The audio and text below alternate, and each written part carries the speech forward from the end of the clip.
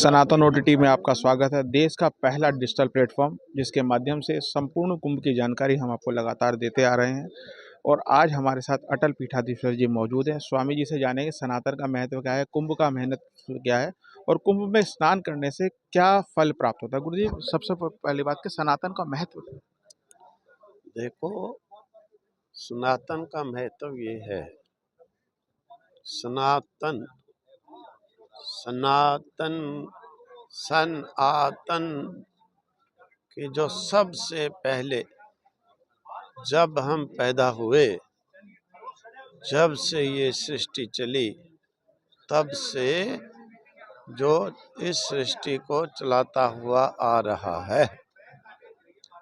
मतलब कि जैसे सबसे पहले बच्चा जन्मता है, उस बच्चे के अंदर प्राण को जन्मते ही जो चला देता है कि ये जीवित रहे, इसी प्रकार से जब सृष्टि चली, सृष्टि के सबसे पहले जिसने सारी सृष्टि के अंदर प्राणों को चलाया कि ये सब शरीर जीवित रहें, ठीक है, उस प्रक्रिया का नाम है सनातन। चाहे कोई हिंदू हो, चाहे कोई मुस्लिम हो, चाहे कोई ईसाई हो, सिख हो, हर मजहब, हर पंथ, हर धर्म सनातन के द्वारा ही जीवित है। इसकी परंपरा चलती है, सभी इसको मानते हैं। इसीलिए सनातन कोई किसी की पार्टिकुलर एक किसी का कोई पंथ नहीं है, ये तो सबका जीवन है और इसे एक्सेप्ट करना चाहिए और इसे समझना चाहिए। इसे अच्छी प्रकार से समझना चाहिए, अच्छी प्रकार तर्क वितर्क से समझना चाहिए, पहचानना चाहिए ये सनातन का कि सनातन क्या है, तब बात करनी चाहिए।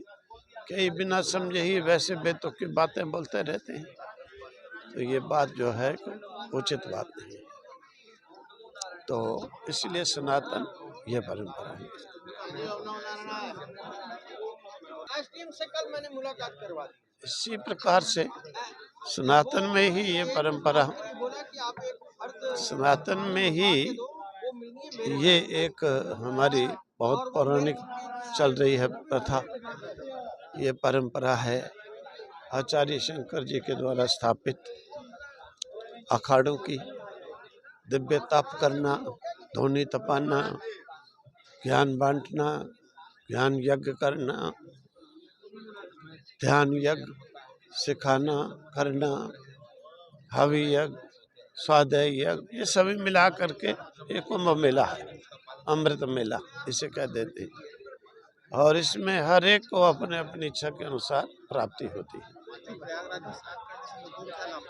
तो अगर कोई सही विधि से आए तो कोई चीज नहीं जो नहीं प्राप्त हो।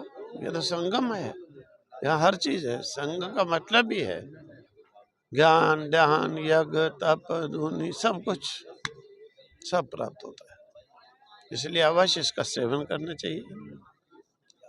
ओम सत। और जी महाराज, देखो, जो जानते नहीं हैं उन्हें मालूम क्या पड़े। एक बच्चा होता है, वो क्या जाने ब्लेड चाकू क्या होता है, वो अपने शरीर में इधर मार देता उधर मार देता है। क्यों? बच्चा जानता नहीं है।